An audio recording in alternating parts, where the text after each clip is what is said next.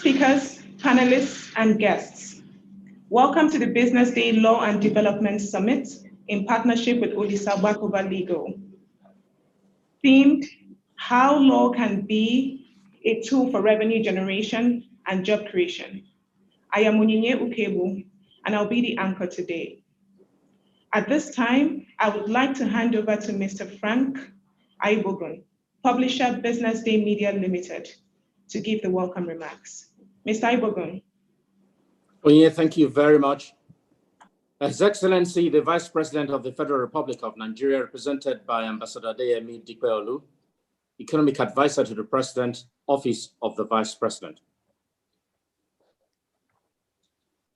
Architect Olami Lekun Adegbite, Honorable Minister of Mines and Steel Development. Otumba Adeni Adebayo, Honorable Minister of Trade and Investment, here represented. Mr. Mustafa Chike-Obi, Chairman of Fidelity Bank PLC, and our Chairman for today. Distinguished speakers, panelists, ladies and gentlemen, I welcome you very warmly to this groundbreaking summit on the intersection between law and development in Nigeria. Business Day and our partners at Olisa Agbakoba and Associates are very delighted that you are all able to join us this morning. One basic rule of life is that economies grow when economic activities are helped to occur, and economies shrink when economic activities are hindered.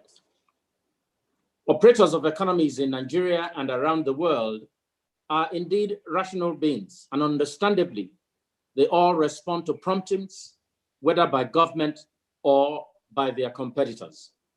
So when a good law is used to drive policy, as rational beings, investors respond with deploying their capital, and conversely, when there are bad laws and bad policies, they vote with their capital. More than ever before, Nigeria needs capital flowing into her economy and not moving in the opposite direction. And the government has a tremendous opportunity to work with the country's local and foreign investors to deliver on the goals of economic expansion and job creation. This morning, Bloomberg reported that the fall in foreign remittances to Egypt is half that of the fall of remittances to Nigeria. And they then go on to say that while Egypt has one foreign exchange rate, Nigeria has multiple rates. And that what is indeed happening is that Nigerians abroad are seeking better value for their dollars, and so are avoiding official channels while sending money to their families back home. No better way, surely, to demonstrate how policy or law can hinder or spur economic decision which you and I make on a daily basis. We have attracted this morning some of Nigeria's best brains in their relevant fields, and you can be sure of the quality of the dialogue that is about to ensue. I do hope that in the course of today and tomorrow, that we will be able to agree on at least one thing, which is that focusing on developing laws and policies that engender the creation of millions of jobs for our people while driving government revenue growth are a sine qua non for Nigeria today. Economic recessions are by their nature painful, especially for the poor. But Nigeria must use this very one as a new impetus and as a pivot for catalyzing growth and improving the welfare of our people. We cannot afford to hold on to failed habits of the past. I thank you all so very much, and God bless the Federal Republic of Nigeria. Welcome and thank you. Back to you, Onyinye. Thank you, Mr. Aibogun.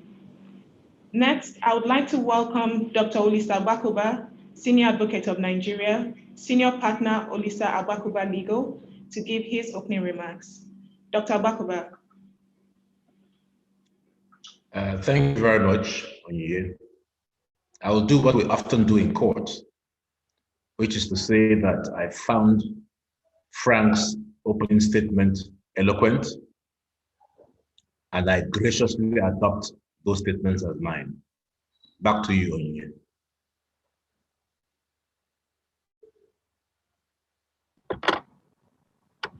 Thank you, Dr. Bakova. Thank you, Leonard York. I would like to welcome Mr. Mustapha Chikobi, the Chairman, Fidelity Bank PLC, to give his remarks. Mr. Chikobi, sir.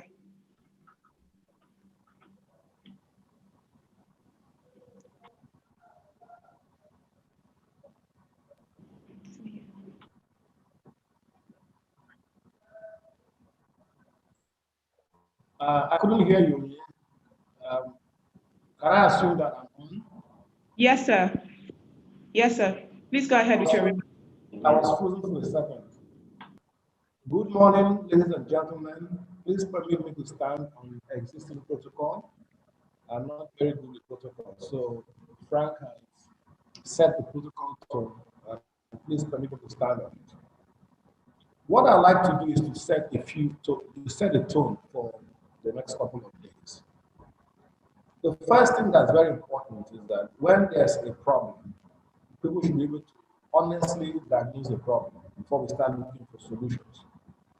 It is clear to all of us in this room, on this call, anybody listening, that the Nigerian economy is in trouble, to put it mildly. So I hope that over the next 2 days, we speak frankly about the problem.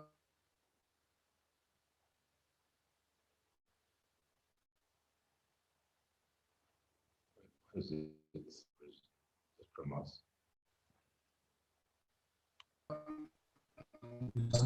I will speak frankly about how to solve it. And also, obviously, we speak about how we can be very critical, and let us figure a way to how we can support what the government is doing, and where there's any blind spots, let us see how we can augment it. Let us live here, as Frank has said, with 1, 2, or 3 concrete recommendations that are actionable and we can act on as quickly as possible.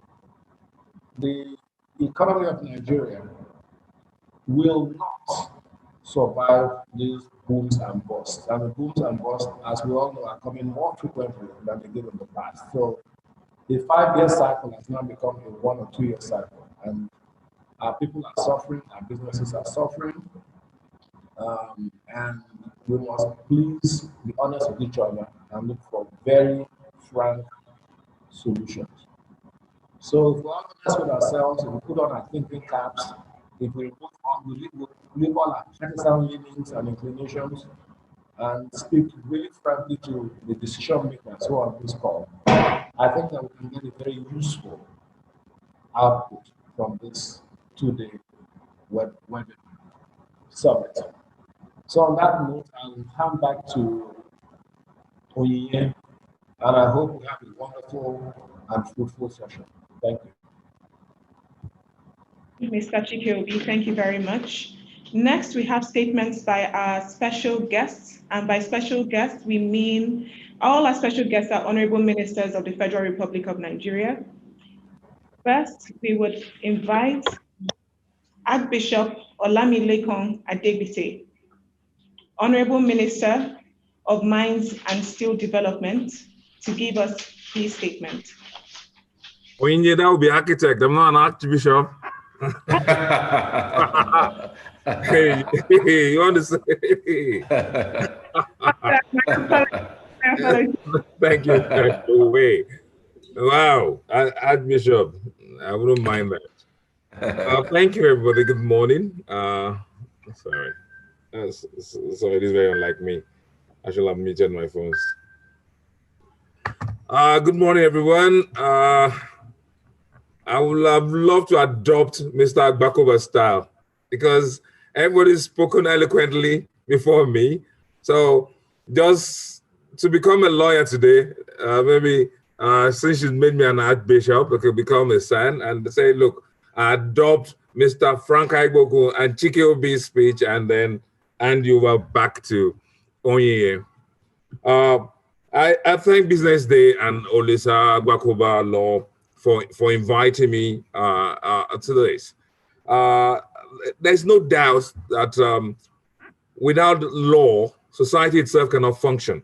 It's not just an economy or so, because what makes us what we are, to be able to relate to one another, is that we are governed by rules and laws.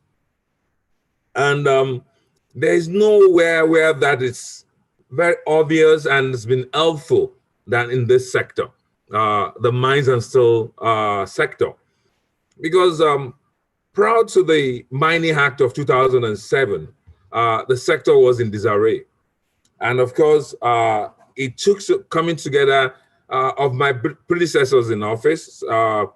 Ezekwesili Sele is one of them, Sharafa Shola, they all did beautifully well. And they came together with our lawmakers of that time, and of course came up with the Mining Act of 2007, which actually is the compass guiding us now. Now, like the lawyers will say, the law is a living document. We're already in that process of reviewing that law and of course adding and taking away some of these. The mining sector has been identified as one of the areas where we can use to diversify the economy. In fact, the mandate given to me when Mr. President did the swearing in was to diversify the economy of the sector, create employment, and generate revenue for government. And we started doing that by creating a business-friendly environment for our investors. The sector in Nigeria, as it is today, is dominated by artisanal miners and small-scale miners. And because they are not so organized, they're here today, gone tomorrow. They move by the wind. Oh, there's something in Oshun, and they all move en masse. Oh, they found something in Nasarawa and all that. So you can hardly keep track, and you cannot derive revenue from these people. But having said that, we decided that, look, these people earn their daily living, daily bread from this activity. Hence, government will not criminalize them. So part of the law was to say that we'll recognize artisanal miners as quasi-legal. They're not registered with government, they don't have license, but we cannot criminalize them because then it would throw millions into the unemployment market. It will start chasing them. So what we've done since then is to go out there and try and organize them into cooperatives, formalize them, so they become recognizable. To do that, we extend incentives to them. We'll teach you safer mining methods, safer processing methods. We'll also avail you loans at very low interest rates. We have some funds with the Bank of Industry. We give out loans at 5% to those people. So some of the attractive methods. You will recall there was lead poisoning in Zamfara some time ago. It was due to wrongful processing of gold. And of course, people are ingesting lead, which of course is deadly. Once you ingest lead, it can't get out of your body. The people that did not die, they're being managed and they have nervous disorders. So we go out there under the law to try and formalize these people. And it's part of the review we are doing with the 2007 Mining Act, because the 2007 Mining Act did not recognize them, criminalizes them. But we found out that is not sufficient. We need to bring them into the fold so we don't create unemployment. So we have operationalized an artisanal and small-scale mining remote sensing activity within the ministry. What that does for us is wherever the people are within the country through satellite monitoring, we can identify them, and then we now send food soldiers out there with all these equipments to register them, get their biometrics and all that. And we explain to them the advantages of coming to the fold, coming together into cooperatives. When they do that, they can avail themselves of the opportunities like funding, like the training we give to them free, and of course, they can also lease equipment from our leasing center. We've done this. To also enhance the sector, our cadastre office, the cadastre office is actually the licensing center. That's where you get your license to do business. What had operated in the past in Nigeria was that a few powerful people will hold licenses of areas they suspect have some minerals. And these licenses, they take abroad to hawk, to potential investors. There's no way these investors will ascertain the genuineness of this unless they come down to Nigeria. So if somebody comes to you and says, oh, I have a license of gold in Zamfara, you will not sure whether it's genuine, whether it's fake. So what we've done is to automate our cadastre system now. And this is live and it's on. Anywhere you are in the world, from the comfort of your offices or your homes, you can access the cadastre system. And you could actually see whatever anybody is offering you. If you give them a license, the licenses are particular, they have numbers, they have dates, expiry, registration. You can access the cadastre system and ascertain the genuineness otherwise of such certificates that are being offered. These are some of the things we've done, of course, to enhance the sector. Also, mining is all about data, because it's not enough to just say we have gold in Osun. You need to know that the gold there is of sufficient quantity, and of course, it's commercially viable. To do that, you need to do some exploration and acquire data. So we've established a national geodata center at the Nigerian Geological Survey Agency, where people can remotely access data information at the NGSA for research and business investment decisions. These are some of the things we've done as well. Sometime back, like 3 months ago, we presented gold to Mr. President, a gold bar. That's a bullion to Mr. President. This was a proof of concept that came out successful from the gold that is mined by the artisanal miners in Nigeria. The small bits here, small bits there. We've licensed 2 refineries within the country, and this gold was processed. The final refinement was actually done in Turkey. By the time these 2 refineries come on fully, we don't have to go to Turkey again. We can do the final refinement in Nigeria. But the final refinement was done in Turkey, and we had an LBMA standard gold bullion, which is tradable anywhere in the world. We presented that to Mr. President, and it was purchased by the CBN, with a proof of concept that we could also improve our foreign reserve position with the gold that is mined locally and that is, of course, processed and refined locally. These are some of the things we are doing as well. We also created some other economy out of gold. One of that is jewelry making. We found out that gold from Nigeria is smuggled to Dubai. And you smuggle gold worth about 200,000 naira. You go back to Dubai to buy the same gold. It's been worked on into jewelry, a bangle, herring, and all that. And you buy it for 10 times that price. You're buying the same gold for 2 million naira, because somebody's put some value to it. So we're teaching Nigerians how to make jewelries as well, so that people will not have to come into Nigeria to buy their jewelry, bangles, and all that. So we don't export all the employment opportunities and the value to Dubai. We want to retain the gold in Nigeria and add value to it as well. So we're creating an economy out of that, jewelry making. We are training the trainers now. And I think in another year, when the training is completed, they will go back to their states and train people as well. These are some of the things we're doing. The last one is women keep a lot of gold at home. We're saying that instead of keeping your gold at home, take it to designated bank. You could get a certificate for that, which you can take to any bank to discount, is to put more money into the economy instead of just keeping your gold. We have these banks. One of them is Heritage. We are licensing some other banks. You can just walk in, take your gold there. They have a means of determining the value. It's done empirically. They'll give you a certificate for your dad and keep your gold in their vault. That certificate can be discounted with most of these finance houses or banks and all that. And that money can be put to use in the economy. We're working with the National Assembly, like I said, to improve the law, on mining, because now there are some policies that are coming on. we've just found out, I was supposed to present a policy at the council yesterday, and I just found out that I needed law to back that up. We want to say nobody should export raw ore from Nigeria anymore. We want you to process all minerals that are mined in Nigeria should be processed at least maybe into a semi-finished state. And I was made to realize that that policy will require some law to back it. And of course, one cannot but say that the essence of law to promote good economy, good governance, of course, cannot be overstated.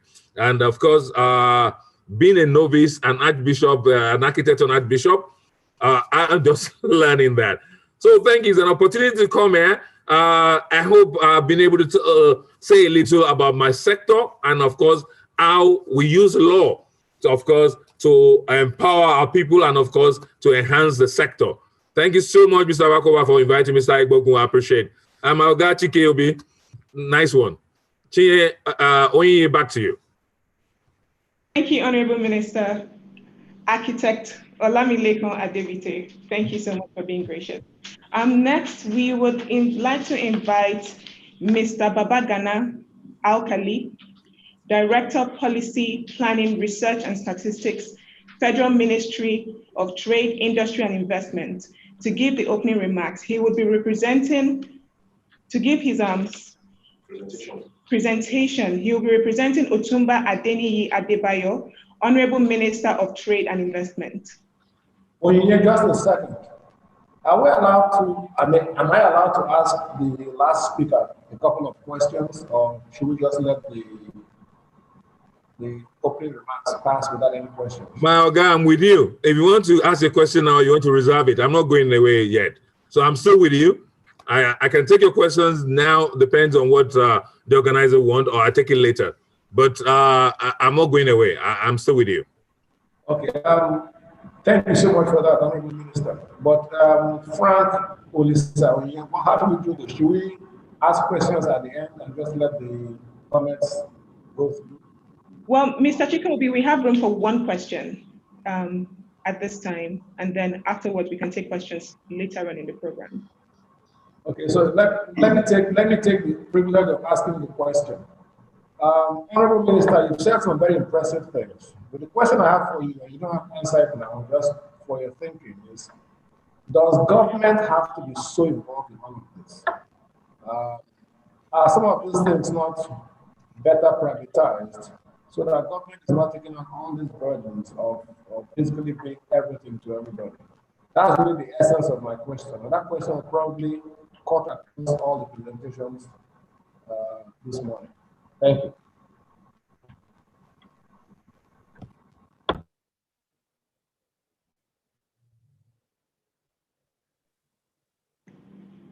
Honorable Minister, will you be taking the question now? Okay. Oh, because you said I don't have to answer that. Okay. Let me just say this. A lot of these initiatives I'm talking about were actually partnering with the private sector to carry them out. The gold initiative I told you about, we've licensed 2 private refineries. One is in Lagos, the other one is in Abuja here. It's private sector driven. The gold bullion that was presented to Mr. President was a proof of concept to say that, yes, this can be done. But government is withdrawing from that. It's called a presidential initiative. It's actually called PAGMI. So it was just a proof of concept. And someone like you can take interest in that. We issue mineral buying license center to you, mineral buying center license. We can give you that license as a private individual, and you can just buy gold in small bits from these artisanal miners, of course, and process them either by yourself or you send to the refinery and you sell the bullion to CBN, or you can sell it internationally. Once you refine to LBMA standard, you are given a unique number by LBMA. That number is unique to that bullion all over the world, and you can sell it. I mean, the price of gold, of course, is on the New York Stock Exchange. Most of these activities, government is just acting as facilitator. And of course, the private sector is unleashed to do the rest. Thank you. Thank you. Thank you, Honorable Minister. Alhaji Alkali would like to make statements now. Thank you, Onye. Honorable ministers, participants, distinguished ladies and gentlemen, I wish to first of all apologize on behalf of the Honorable Minister of Industry, Trade and Investment, Otumba Adeni Adebayo, CON, who is unavoidably absent in today's event organized by Business Day and Olisa Abakoba Legal on the intersection between economic policy and law. Can law find the money and jobs? We would have loved to attend this important webinar, but due to other scheduled national program, he directed me to represent him and read his statement. He was actually ready to attend the program at the earlier scheduled date, but when it was postponed, the new date clashed with another event. I now read his statement as follows. I am highly delighted to be part of this webinar program on intersection between economic policy and law, being hosted by the Business Day Media and Olisa Abakoba Legal today, and to give a statement on Nigeria's trade policy and how it can actually generate revenue. I want to commence my statement by sincerely commending the organizers of this noble event for their insightful and innovative idea towards mobilizing thoughts and discussions around fundamental issues of addressing key challenges confronting our national economic growth and development for enhanced revenue generation and job creation in Nigeria. This event of today is apt, considering the commitment and concerted efforts of the present administration of President Muhammadu Buhari, GCFR, to reposition the nation's economy to the next level of growth and development.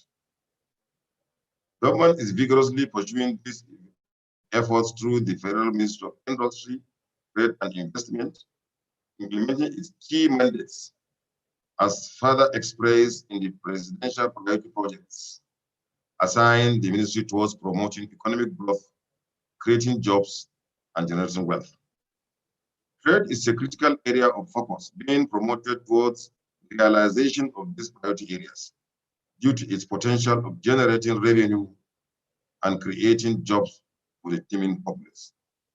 You are all aware that Nigeria is the 26th largest economy in the world and the largest in Africa, where it is the leading oil exporter with the largest natural gas reserves. As a result of its 2014 rebasing exercise, Nigeria's GDP almost doubled from 270 billion US dollars in 2013 to 510 billion US dollars in 2014. And its economy has become more service driven, about 61% of GDP in 2016. GDP increased by about 90%, resulted from inter alia re-estimation of the contributions of certain sectors of the economy, such as telecommunications, entertainment, and the retail sector, which were previously not captured or underreported. The informal sector was re-estimated to account for about 44% of GDP. Trade policy can create jobs in the sectors it protects or promotes, but almost always at the expense of destroying a roughly equivalent number elsewhere in the economy. At a product-specific or micro level and in the short term, controlling trade and reduce the offending imports and save the jobs. Effects of major trade policy changes on aggregate employment are mixed. Through its effects on the rest of the economy, such as protection, it's likely to reduce the jobs available in export-oriented sectors. Trade reforms do not increase the ratio of informal or formal employment. Protecting import competing sectors and increase the number of jobs they offer, at least reduce the rate of decline. Many sectoral studies show that protection of import competing sectors or export booms for exportable sectors are associated with increased employment. Translating this into broad-based trade liberalizations that boost both imports and exports will suggest reallocation of labor from former to the later sectors. Mauritius, during its period of industrialization, for instance, in 1971 1991, offers some support for this view. Exportable sectors gained employment, but importable sectors did also. Despite the reduction in trade barriers appearing to open them to greater competition. The latter facts can be attributed to the general equilibrium effects of liberalization, which caused the economy to expand strongly. Although trade policy is not an employment policy, it may have major effects on overall revenue and employment based on the multiplier effects or otherwise of the policy. Trade policy can therefore have a direct or indirect impact on Nigeria's vision to diversify its economy away from oil by building a competitive manufacturing sector, which should facilitate integration into the global value chain and boost productivity, as well as strong services sector to be supported by an enabling environment for private sector-led growth, industrial competitiveness, and sustainable development. To sustain and increase jobs and revenue generation through trade policy, the ministry, through the Trade Department, has confirmed up arrangements for internal review of the 2002 trade policy document and has developed an action plan for wider consultation with all the stakeholders with the view to developing a 21st century trade policy in Nigeria. The policy will be consistent with the vision of the present administration's vision for growth and economic stability. All stakeholders will be consulted with the view to harvesting their inputs and securing their buy-in of the policy with target to finalize the policy by December 2020, by end of December 2020. I urge all the stakeholders in the trade subsector support various initiatives of government to raise the subsector's capacity and capability for increased revenue generation and job creation in view of the need to diversify the nation's economy in the post-COVID-19 era. While thanking the organizers of this event and the participants for creating time to offer their useful contributions, I wish you all successful deliberations. Thanks, and God bless the Federal Republic of Nigeria. Thank you very much. Over to you, Ike.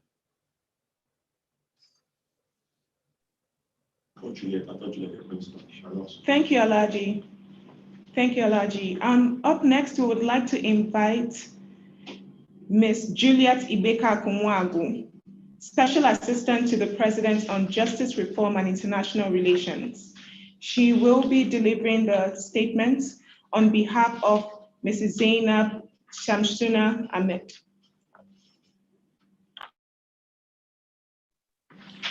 Excuse me, she will be delivering the statement on behalf of Mr. Abubakar Malami, SAN, Honorable Minister of Justice and Attorney General of the Federation. Yeah.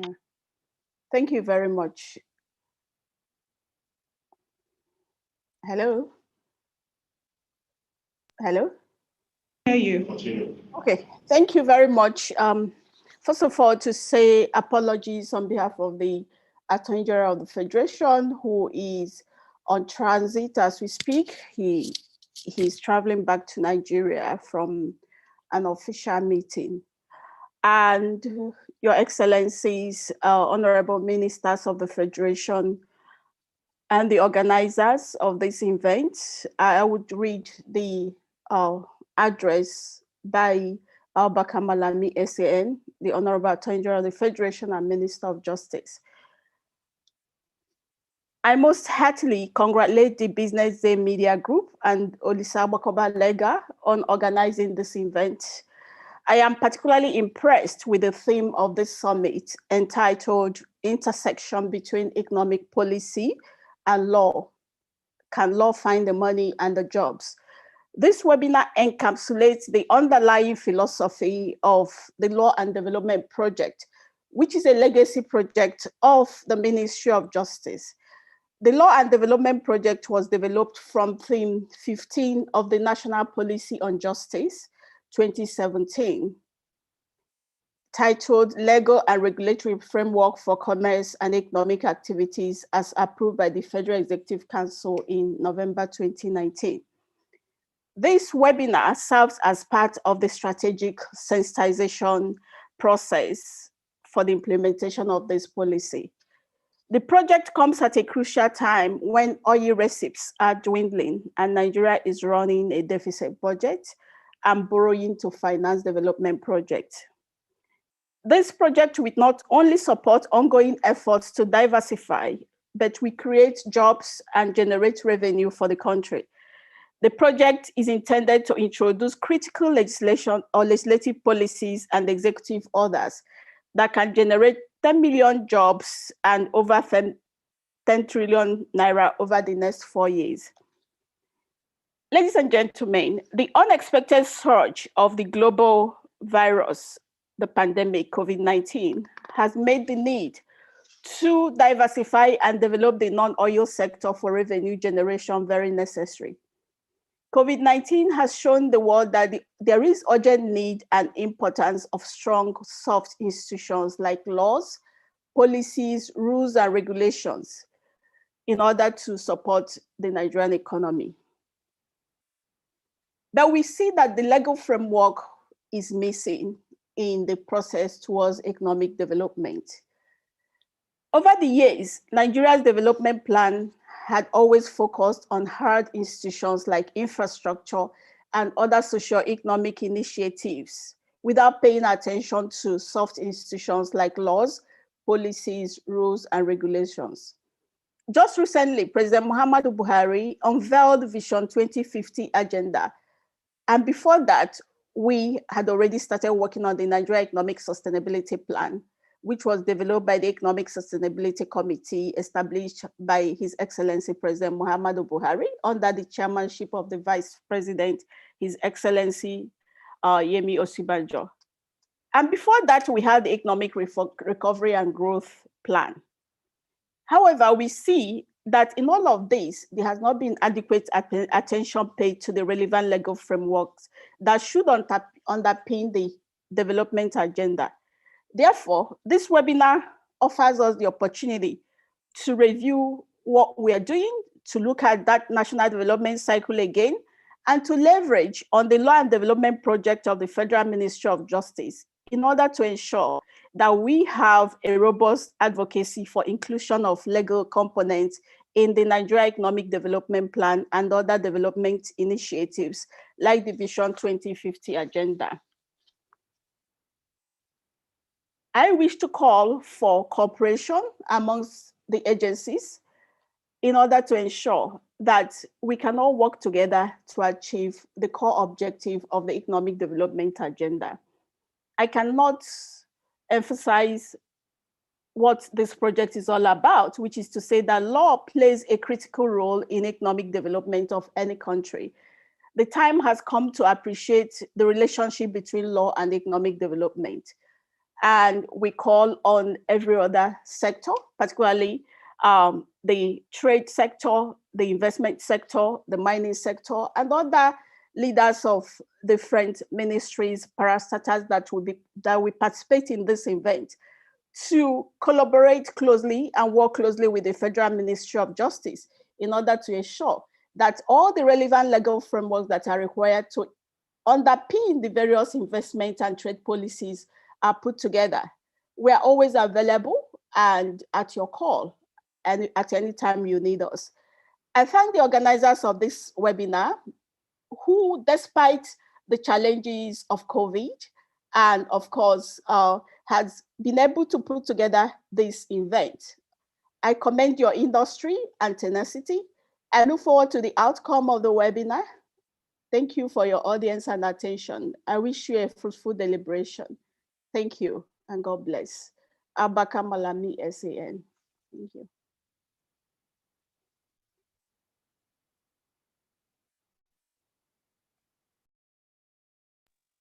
Thank you. Thank you very much, madam. Thank you for that. Up next, we would like to invite Ambassador Adeyemi Dikweolu, Economic Advisor to the President, Office of the Vice President, to give prepared remarks by His Excellency Professor Yemi Osinbajo, Senior Advocate of Nigeria, Vice President of the Federal Republic of Nigeria. Thank you very much, Onyinye. Chairman of the occasion, Mr. Mustapha Chike-Obi, Honorable Minister, Mr. Fakai Bogun, Publisher, Business Day, Dr. Olisa Bakoba Legal, distinguished participants, ladies and gentlemen. Good morning. I bring you the very best wishes of His Excellency, the Vice President, Professor Yemi Osinbajo, SAN GCON. His Excellency is quite naturally interested in the issues to be addressed in this webinar, but he is unable to join us due to a previously scheduled engagement. He has accordingly requested that I represent him at this occasion. The Vice President was invited to speak about the Economic Sustainability Plan, which is quite appropriate, given that he is the chairman of the Economic Sustainability Committee, which drew up the plan. Moreover, as we all know, the economy has fallen into recession as a result of 2 successive quarters of negative growth. But then the ESP was specifically articulated specifically to mitigate the unexpected negative impact of the great lockdown occasioned by the global pandemic. It is no use saying that the recession is a global one and that the recession is not as bad here as it is elsewhere. Because when you are in pain, the fact that your neighbor is in even greater pain is of no consolation. However, it is worthwhile recalling that virtually all business activities, especially those that brought people into close contact, stopped during the great lockdown. Markets, shops, and factories were closed. Hotels and restaurants were closed. Banks were closed. Transportation activities, including aviation and interstate commerce, were severely restricted. Farming and construction activity were very limited, and the entertainment sector was also badly hit. It is also worth recalling that at some stage during the global lockdown, the price of burning crude oil, on which we are dependent for nearly 90% of our export earnings, fell to as low as $13 a barrel, if buyers could be found. Given the scale of the crisis, His Excellency the President, President Buhari, established the Economic Sustainability Committee to draw up a plan to mitigate the inevitable shock to the economy. The plan was informed by a number of principles. First, the desire to stimulate the economy. Given the extraordinary global and domestic economic circumstances, it was felt that the only option available was to try and stimulate the economy, in spite of the limited fiscal space in which to do so. Job creation, with unemployment at already 27% and huge job losses on account of the lockdown and other disruptions caused by the pandemic, it was clear that any economic plan or program had to be job intensive. Third was enabling local production. Since we had the foreign exchange constraints, it went without saying that in addition to being labor intensive, any interventions proposed by the Economic Sustainability Committee had to emphasize local production and domestic value addition. Fourth was using proven approaches. Another key principle that guided the work of the Economic Sustainability Committee was leveraging arrangements and mechanisms that have worked successfully in the domestic context. For instance, in agriculture, existing successful outgrower schemes are being used to expand the agricultural base. Fifth was removing critical constraints. The economic crisis made it imperative for government to address inefficiencies hampering the economy, and notably why the fuel and power sectors were deregulated. Sixth was redynamizing the private sector. The Economic Sustainability Committee recognized that the private sector is at the heart of the economy, accounting for nearly 90% of the economy, and that particular emphasis therefore has to be placed on supporting the private sector, especially small businesses, which account for about 50% of GDP, in order for them to stay afloat. Apart from these policies, the plan also envisages that the private sector would actually do the actual production, produce the food, build the houses, power the homes, supply the financing, and move the goods that will revitalize the economy. After considering various options and taking into account the fiscal limitations of government, a choice was made for a 2.3 trillion naira stimulus, consisting of 500 billion naira sourced from special accounts in the treasury and complemented by structured loans from commercial banks, but structured by the central bank, in addition to external financing. The economic sustainability plan could quite easily be summarized in terms of its programs, which were introduced: one, to mitigate the shock, such as fiscal and monetary measures; to tackle vulnerabilities, including building a resilient health sector, expanding social investment programs, improving sanitation, and ensuring continuous learning; to create jobs in agriculture, housing, digital economy, power, and public works; to rescue businesses through guaranteed offtake arrangements, payroll support, and sectoral interventions in aviation and solid minerals; and to reposition the economy by investing in pharmaceutical research, broadband infrastructure, and expanding the use of gas and green energy in addition, boost internal security. It is, of course, not possible to provide all those details in a short statement like this, but there are some salient elements that are worth emphasizing, especially as they relate to fiscal and monetary policy, as well as to agriculture, housing, solar power, and MSME programs. In terms of fiscal policy, some of the vital elements included direct support to the health sector to procure equipment, build isolation centers, and incentivize health workers. Other fiscal measures were introduced also to give tax relief to the private sector, especially small companies. The Finance Bill 2020, which is being forwarded by the President of the National Assembly for enactment, also complements the fiscal provisions of the Economic Sustainability Plan, with provisions, for instance, to exempt companies with less than 25 million turnover from payment of education tax under the Tertiary Education Trust Fund. It also contains provisions to reduce minimum tax on companies from 0.5% to 0.25% of gross turnover over a 2-year period, especially in the context of business difficulties occasioned by COVID-19. The finance bill also grants relief to companies that donated to the COVID-19 relief fund under the private sector coalition, and also exempts minimum wage earners from personal income tax, as agreed with the labor unions when fuel and power prices were deregulated. On the monetary policy front, the approach taken was to boost credit by providing cheap loans, improving the management of the exchange rate, enabling forbearance measures in terms of moratorium and restructuring of outstanding back loans. Also, the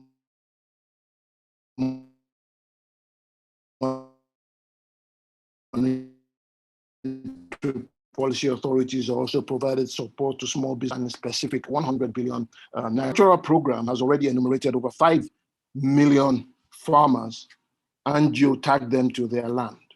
Along with farm labor, we anticipate at least an additional 4 million jobs across the entire agricultural value chain, including financing, transportation, supply of inputs, storage, processing, and marketing.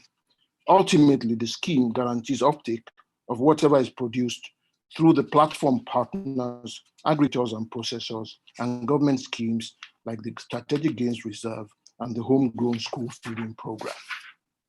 In mass housing, teams of young professionals will be encouraged to form consortiums, and they will be allocated a number of houses to build under the supervision of large construction companies. It is expected that the process will boost local production of cement and blocks, wood, woodwork, stone cutting, and iron fabrication, including on construction sites where possible. In all, the housing program is set to employ 1.8 million people and create demand for 1.5 million doors, 1.8 million windows, and 7.8 million hinges, just for example. In terms of solar power, the plan entails mobilizing private sector solar providers through structured financing and local production of solar panels to power up to 5 million houses, and in the process create 250,000 new jobs and give 25 million individuals new or improved access to electricity. The program of support to the small and medium scale enterprises, micro, small and medium scale enterprises is already well underway. Over 163,000 workers from 26,000 businesses across the length and breadth of the country have been paid under the payroll support scheme, and another 337,000 workers are being processed. Similarly, up to 166,000 artisans are being paid 30,000 naira a month for 3 months to help compensate for the losses encountered during the Great Lockdown and to enable them to revive their businesses.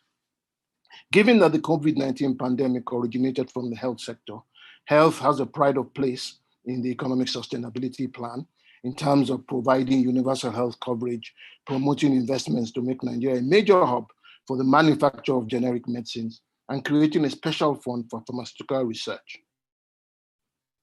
Other cross-cutting issues relate to putting in place the architecture for the digital economy, especially the provision of a national identity number to every Nigerian and the attainment of broadband across the entire country by 2023. There are several imperatives to be met if the ESP is to be successful. The first, of course, is to lower the COVID-19 caseload in order to reduce the burden on the health sector and prevent a second wave of infections that will require a second lockdown. As things stand, the weekly caseload has fallen from 790 per day in July to 198 as at yesterday. We are, however, not out of the woods, given that there is a second wave in Europe and the United States, and we may also be facing a second wave as our own figures seem to be inching up again. There is, of course, the good news of vaccines from Pfizer, Moderna, and AstraZeneca, but then we still have to work out strategies for mass vaccination, which has huge resource and logistical implications. Another imperative, of course, is to ensure implementation. For successful implementation, it will be important to uphold values, which are the most costless way of undertaking transactions.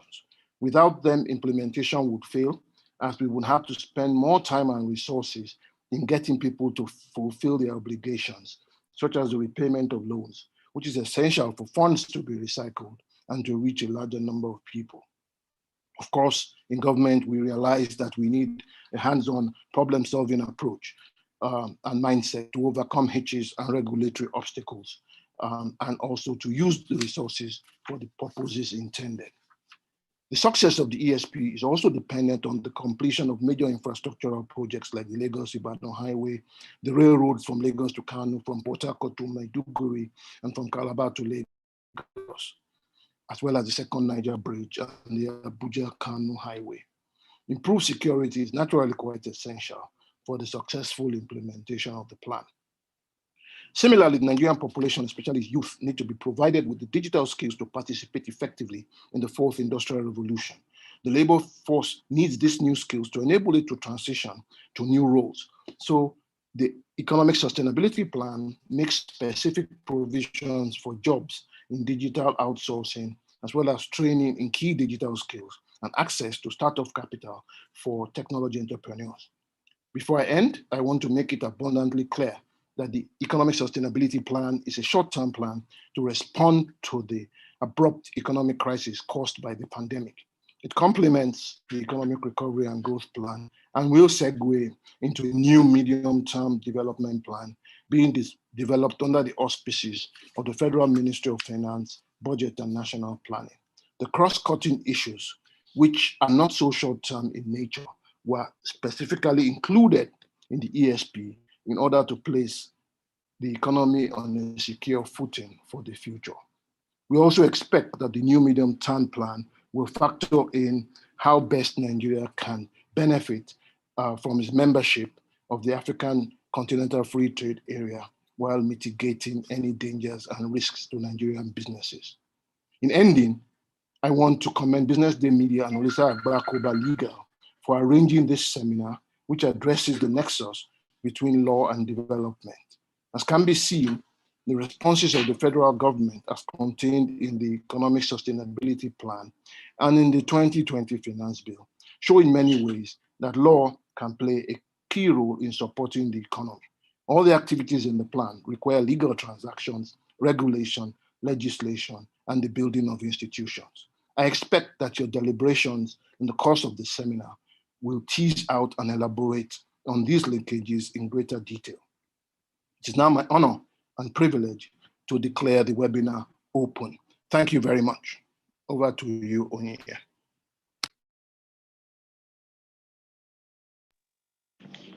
Thank you, Ambassador Dipolu. Finally, we'll invite Mrs. Zainab Shamsuna Ahmed, Honorable Minister of Finance, Budget and National Planning, for her statement. Good morning, everyone. Let me especially recognize the Honorable Minister of Mines and Steel Development, my colleague that is in the meeting, and also the Senior Special Advisor to the President on Economy, and the distinguished participants, but special recognition to this day event organizers, specifically to Mr.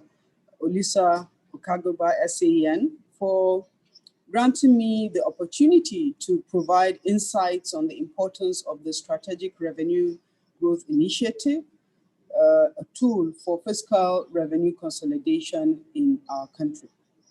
The Strategic Revenue Growth Initiative, which we call SRGI for short, was launched in 2019. It's a blueprint and a mechanism for enhancing fiscal revenues to grow from the current 8% of GDP to 15% of GDP. The SRGI is built on 3 thematic areas, the first being achieving sustainability in revenue generation, secondly, identifying new and enforcing existing revenue streams, and third, achieving cohesion of our people and tools. Under each of these thematic areas, there are a portfolio of initiatives with clear deliverables and key performance indicators, targets, and timelines assigned to the relevant ministries, departments, and agencies for implementation and result. The SRGI is a data-driven, evidence-based mechanism that has adopted several cross-cutting enablers, including data and technology, performance management, enabling laws and legislation to achieve revenue generation and consolidation. One of the data-driven decision tools of the SRGI is called Project Lighthouse. Project Lighthouse is a technology platform that deploys big data and analytics to generate intelligence and information on eligible taxpayers and taxable incomes, as well as taxable assets. The SRGI led to the passage of the Finance Act of 2019, and also now the provision of the 2020 that will be addressed by the Parliament. The passage of the Finance Act 2019 was a significant milestone which brought about notable changes to the tax landscape in our country. The Act amended 7 major federal tax laws, including the company income tax, the petroleum profit tax, the personal income tax, the capital gains tax, the value-added tax, the Customs and Excise Tariff Consolidation Act, and the Stamp Duties Act. The Finance Act has ushered in a period of dynamic fiscal management and administration in line with the annual federal government budget. The core objective of the Act is to stimulate economic growth and drive sustainable development. One of the ways in which the Finance Act 2019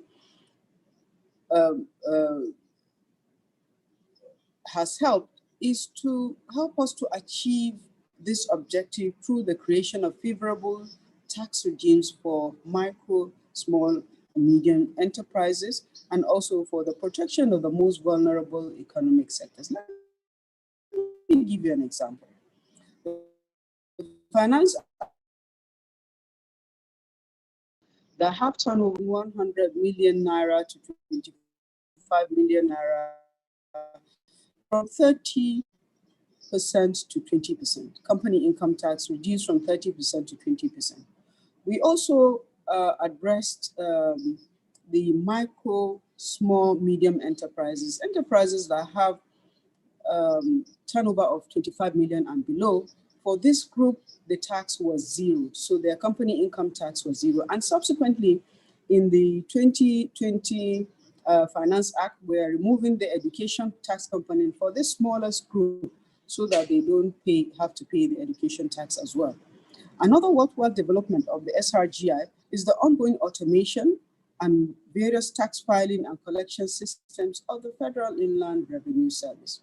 The FRS is leveraging technology to improve and enhance tax compliance while broadening the tax base at the same time. All FRS offices are currently deploying technology platforms for tax clearance certificates, e-receipts, as well as withholding tax certificates. In addition, the FRS is also exploring and expanding the VAT collection strategy to various sectors of the economy. Some of the ongoing initiatives include the integrated monitoring system, the tax expenditure reporting, the implementation of the National Single Window Project, the full nationwide adoption by the Joint Tax Board of a joint tax identification number for the country. So that is, each individual in the Nigerian society will have just one TIN number.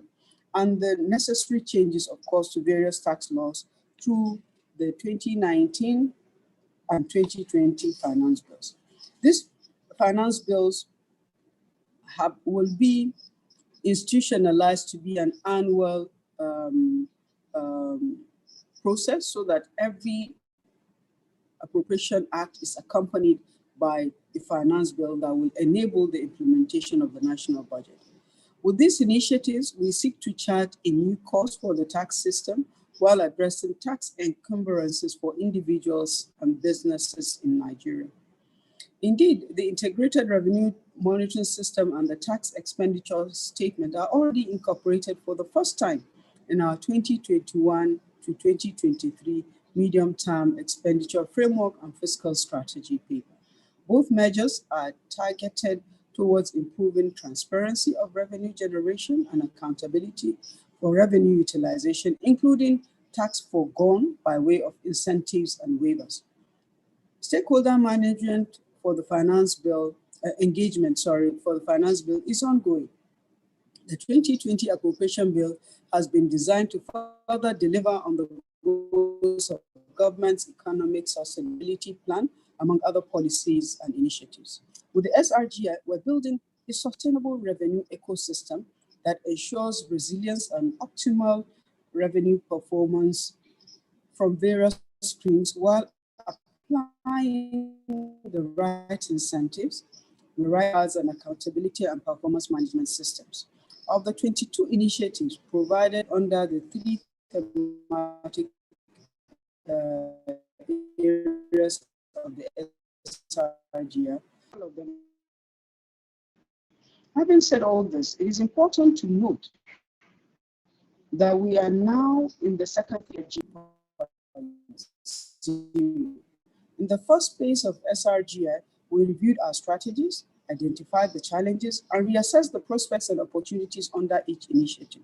Subsequently, with SRGI 2.0, what we're doing is a bottom-up approach that will be driven by enhanced data to complement a top-down approach that will be driven by enhanced data to complement a bottoms-up approach aimed at improving operational efficiencies. The SRGI 2.0 seeks to include the states and the revenue-generating agencies in achieving the set targets of attaining the revenue to GDP of 15%. Indeed, the national effort to achieve this aim is to have all the states and the federal government triple our revenue generation from the current annual average of 11 trillion naira per annum to 23 trillion naira per annum. This is what we have to do to be able to reach our target of 15%. We are currently at a revenue to GDP target of actual of 8%. In addition, under the second phase, each initiative with the revenue generation and enhancing potential will be closely monitored using the data-driven performance management tool to achieve the results and set targets. Ladies and gentlemen, in concluding my report, I wish to reiterate that the federal government and indeed the Federal Ministry of Finance, Budget and National Planning is well aware of the constraints and the challenges to generate revenue and mobilize resources. This has existed with us, but has been made worse by the impact of the COVID-19 on the global and national economy. As a result, we are reviewing and re-evaluating the strategies and policies aimed at improving our revenue profile and optimizing cost of governance. As I conclude, I want to assure everyone that the federal government will continue to focus on economic policies that are aimed at improving revenue generation and as well as enhancing economic competitiveness, attracting foreign direct investments, and ensuring the overall sustenance of the macroeconomic environment. I look forward to receiving the communique from this conference and also to pick implementable recommendations that come out of this conference for the enhancement of the revenue base of our country. Thank you very much for inviting me, and I wish everybody here today happy deliberations. Thank you for your kind attention.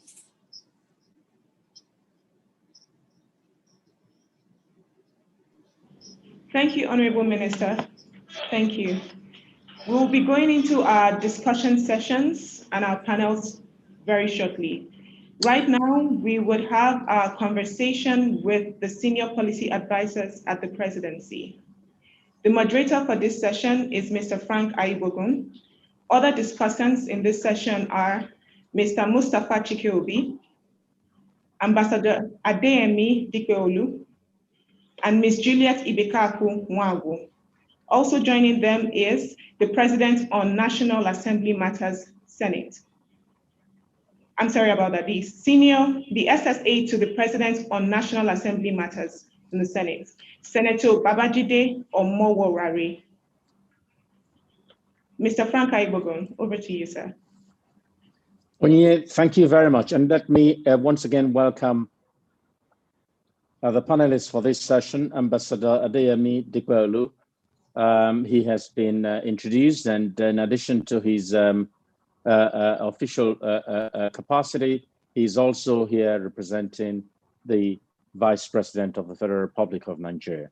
And we also have Senator Babajide Omoworare, who is a senior special assistant to the President of the Senate, as well as Juliet, a friend that we had earlier introduced. Well, ladies and gentlemen, welcome. As you know, today we are focusing on the intersection between law and development, how the law can go after to help crystallize job or catalyze job creation and revenue growth for the government. I think it would be helpful for a start to give you all an opportunity to make an initial comment. And I know that we have three policy people from government, but we also have as chair today, Mr. Mustafa Chikeobi, who is probably better known for the wonderful tenure he had as managing director and CEO of AMCON, but of course he's now chairman of Fidelity Bank. We will try and just so let me start with Ambassador Dikpeolu. Just kindly speak to this team today by way of an introduction, and we will of course come around with questions in due course. Thank you, sir. Thank you very much. And again, thank you very much for the opportunity.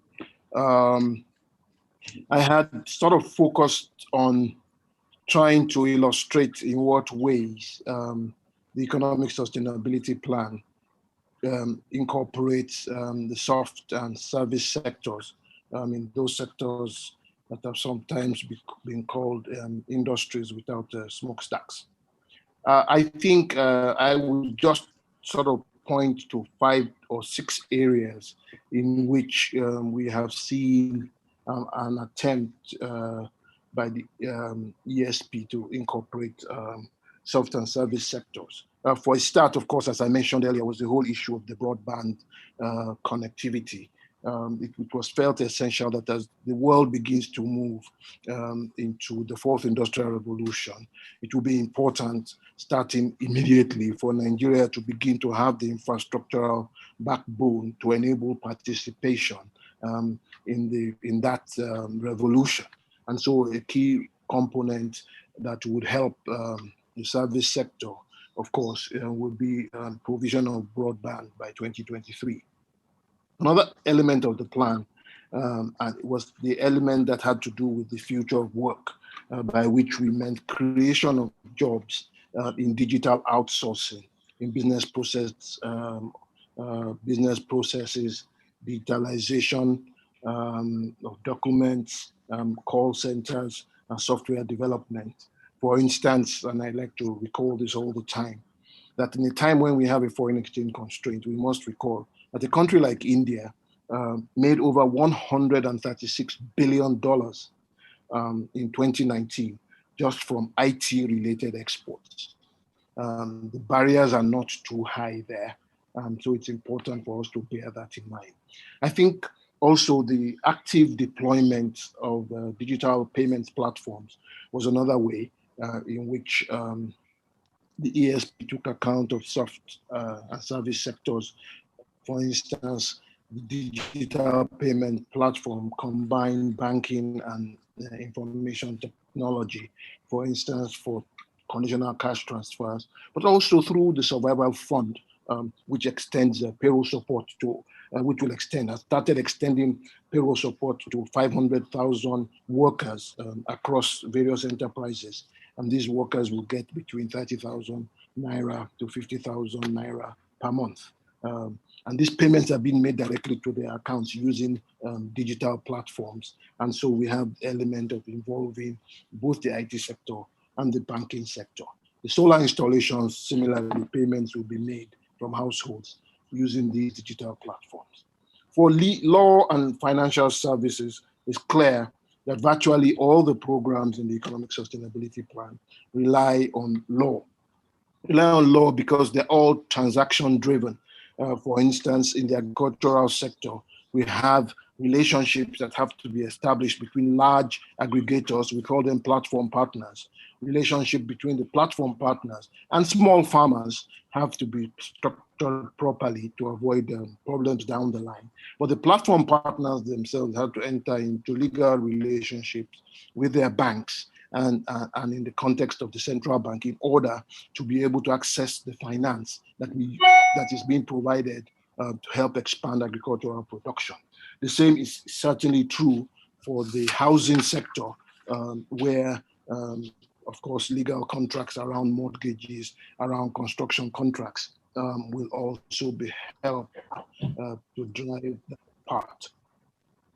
Education is another soft sector that is promoted by the ESP, the promotion of distance learning, coupled with training in digital skills for young Nigerians so that they can work in the IT sector and that they can also begin, as we see, to utilize the opportunities which arise in that sector, which was perhaps the sector that saw the strongest growth during the lockdown.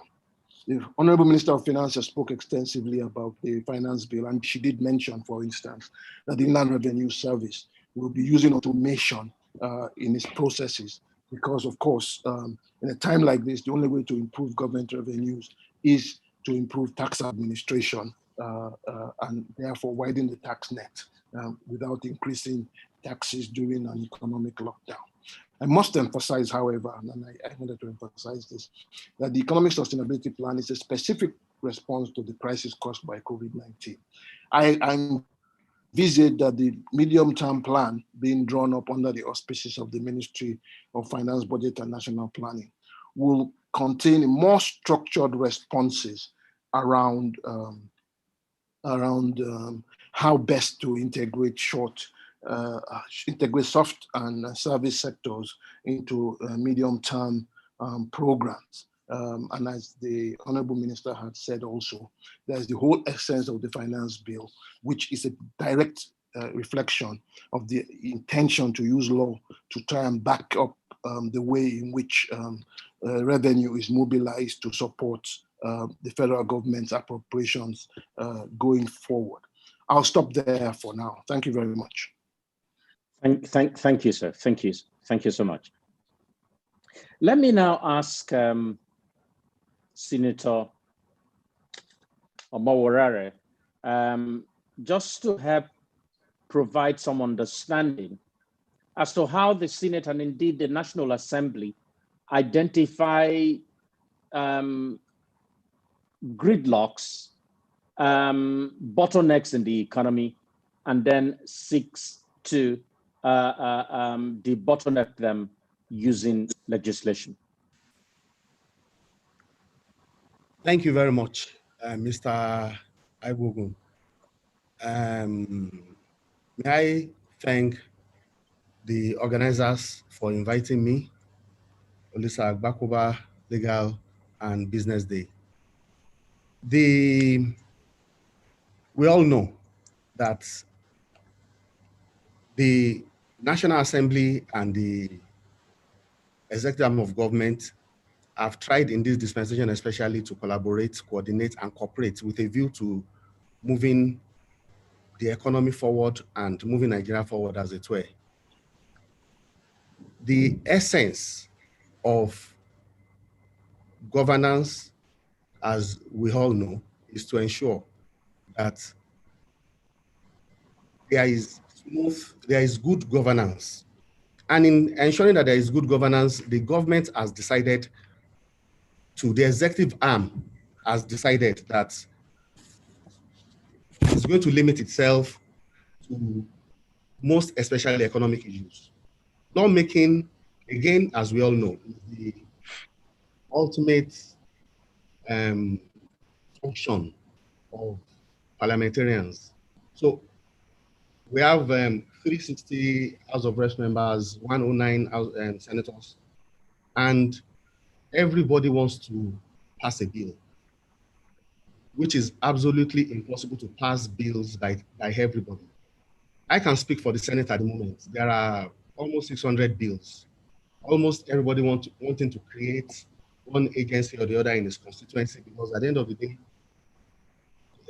most of the parliamentarians feel they may be judged when, at the end of their tenure, by not only the number of bills they pass, but by the number of projects they're able to attract to their respective senatorial districts and constituencies. And it is absolutely impossible. So what we have decided to do, with the support of the Senate President, the Right Honorable Speaker, and the Attorney General, is to create a committee. And that committee is chaired by the leader of the Senate.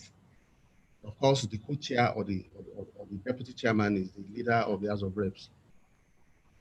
My colleague in the House of Reps, and I, working as the presidential liaison officer in the Senate, are also members. The clerk of the Senate is also a member. The director of legal services in the Senate is a member, and a few people from Ministry of Justice. Is to identify, most importantly, and latching on the relationship between the executive and the legislature, which we don't always have. The legislature and the executive don't always work together as we have it, and we thank God for that. And we're trying to make, without taking that relationship for granted, we're trying to work to ensure that we achieve optimal benefit from it. So we've identified some bills that should be amended and some that should just be legislated upon, that should be enacted. that will drive revenue and create jobs. The first thing we did is to first of all ensure that we go back to the January to December cycle. Going back to the definition, if one looks at the definition section of the Constitution about the financial year, what the financial year is, I think in section 318, it's from January to December.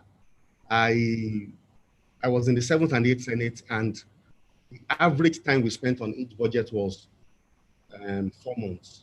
In 2018, I think, 2018, the budget actually spent 6 months in the National Assembly. Before it now went to the executive, we also have a look at it before signing.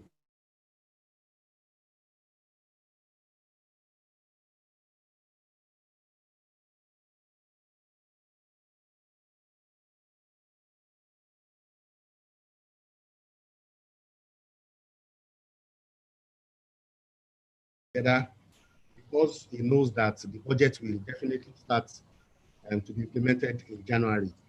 Last year, on 8th of October, the president brought the budget, and I think this year also on the same 8th, the president also brought the budget.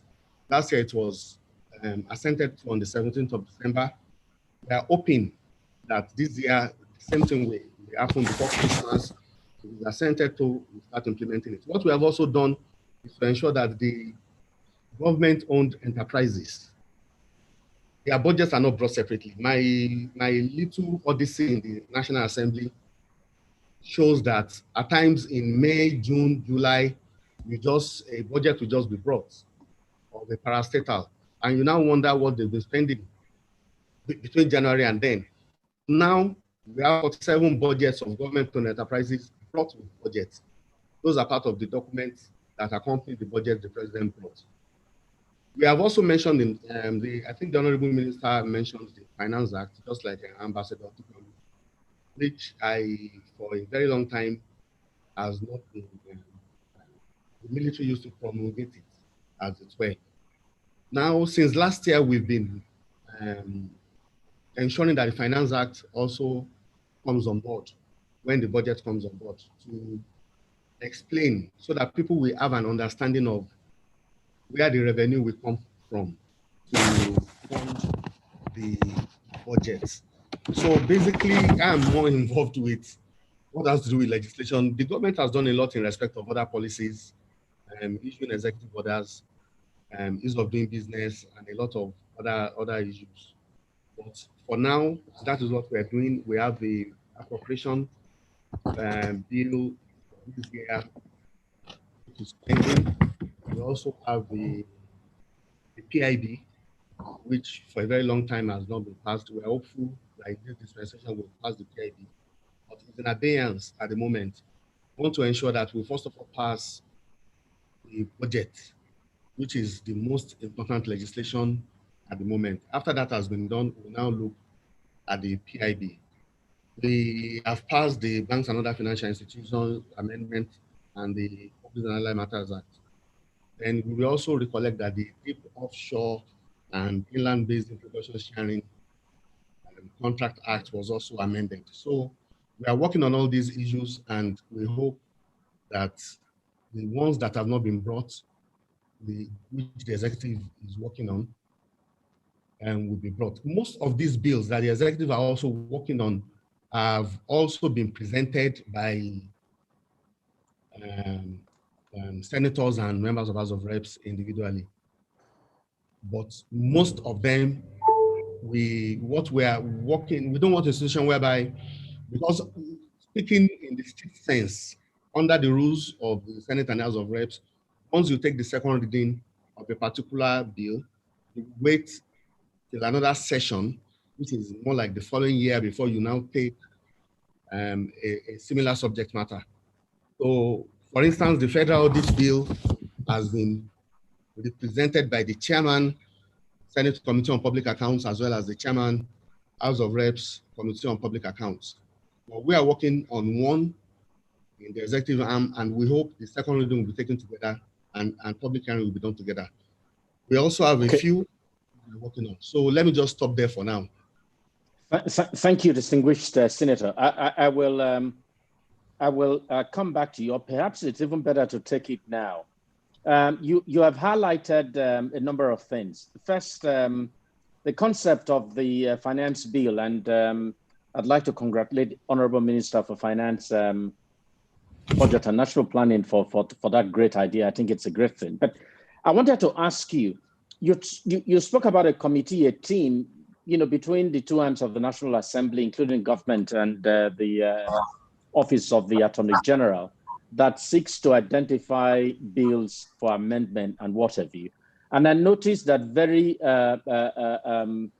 clearly, there is an absence of private sector and civil society.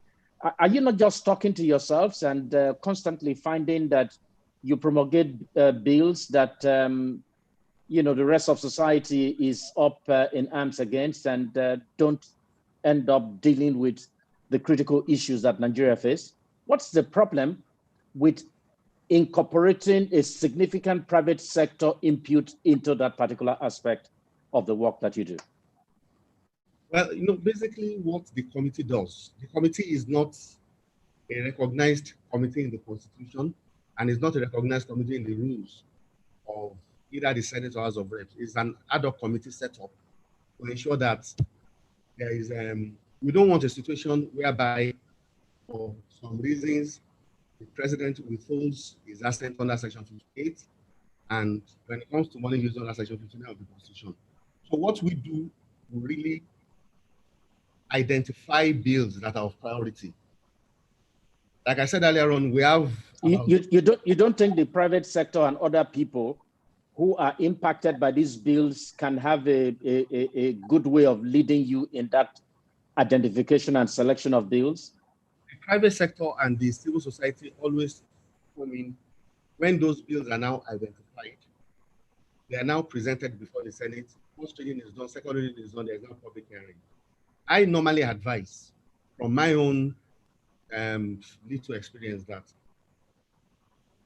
you engage. I advise, for instance, I know 2-3 agencies that are already dealing with civil societies and private sector on bills, but we don't want the mandate of this committee. It's a very small committee. The committee just sits and just identify that there is need to work on the Fiscal Responsibility Act ahead of maybe Federal College of Education, Ile-Ife, where I come from, for instance, that a sitting senator from my senatorial district might have presented. So what we do is to look at the bills already presented and the bills that the executive are working on and come up with a priority of the bills to work on.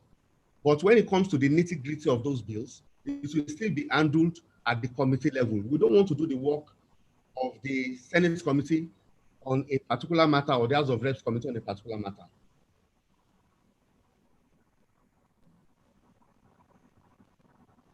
Yeah, Richard. I'm trying to unmute myself. Thank you, distinguished senator. I think I would leave it at that, but I hope that it's something that you probably want to suggest to your distinguished senators to think of. The idea of it is not the Senate versus the other Nigerians or the National Assembly versus the other Nigerians. I think we're all walking in the same direction. But let me go to Ms. Juliet Ibekaku Nwangu, who's Special Assistant to the President on Justice Reform and International Relations. Now,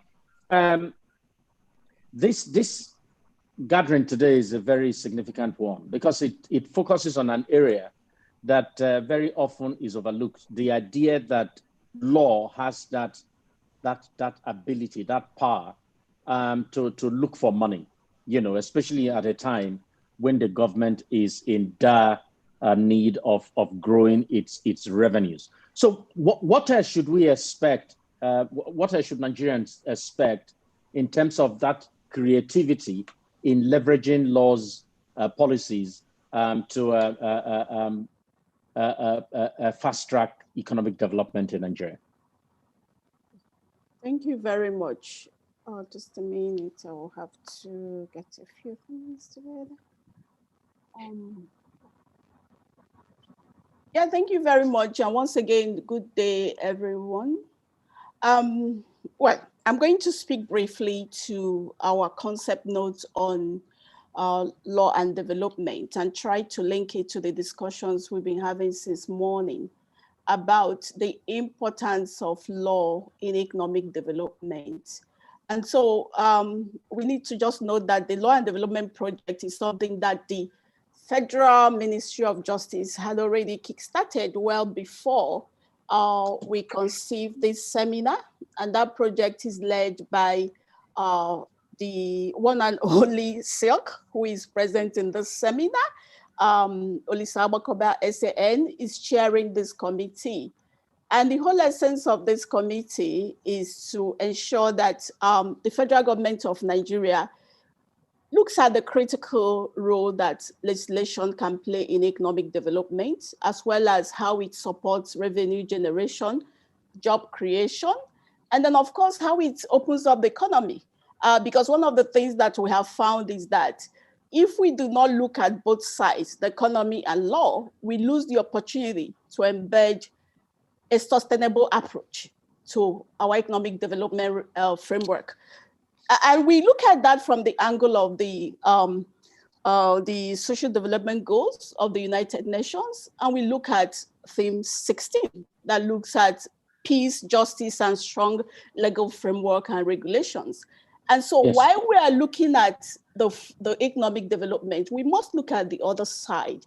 How do we ensure sustainability?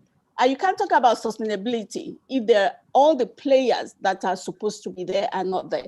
And so when we came together to say, okay, we need to talk to government, we need to talk to the private sector, we need to encourage civil society organizations to be part of this discussion. We also recognize that countries like Rwanda has done very well because they went back more protected because I don't have access to land. My property rights might be taken away tomorrow. I'm not sure of what the financial institutions would do. Then we have a problem. And therefore, we must have a holistic review of what we have that supports, whether it's in the mining sector, whether it's in the oil and gas sector, or whether we are talking about the trade. And that is why we looked at those sectors and we said we want to review existing laws, and then we want to look at bringing up new laws. And some of the laws we are looking at is around the financial sector. We're looking at development banking. We're looking at foreign exchange. Why do we have two parallel markets governing foreign exchange in Nigeria? We're looking at trade policy. We're going to be looking at issues related to customs and border enforcement. And in this regard, we're actually proposing a merger of customs and immigration so that we can mirror the US Customs and Border Enforcement Agency. And why do we want this to happen?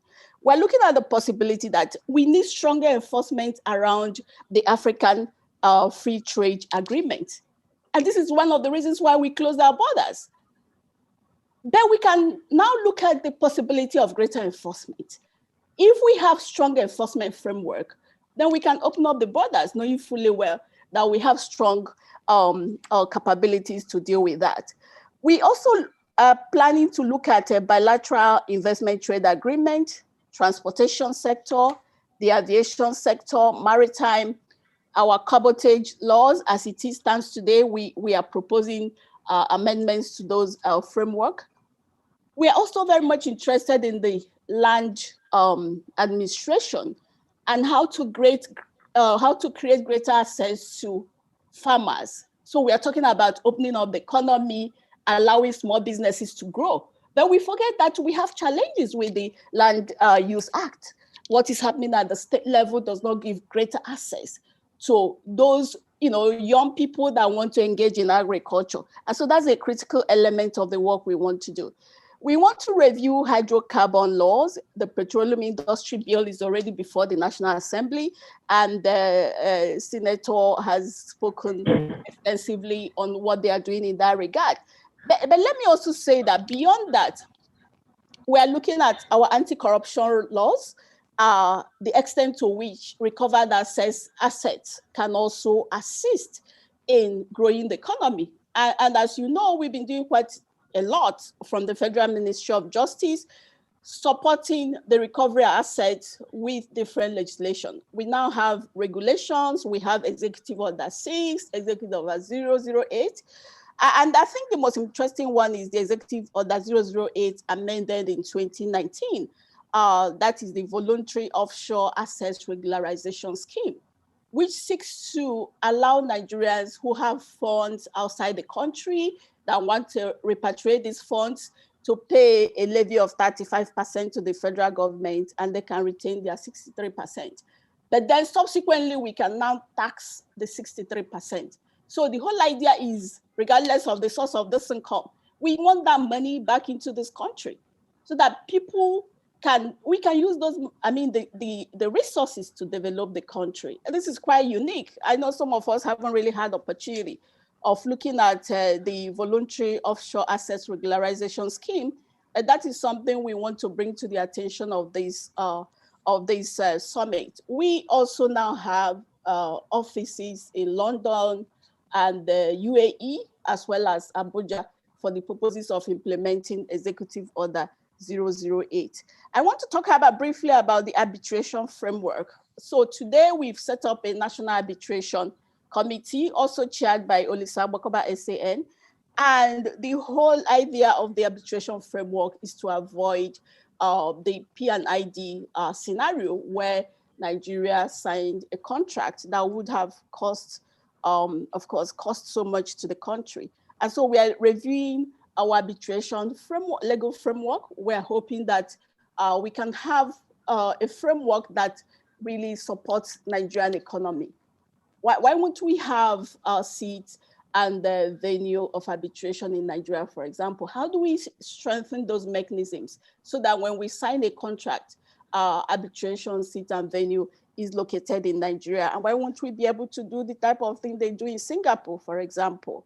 I want to also add that it is critical that the businesses that we have in Nigeria begin to support a Nigerian, if you like, some people will say made in Nigeria or Nigerian first approach to how we do business.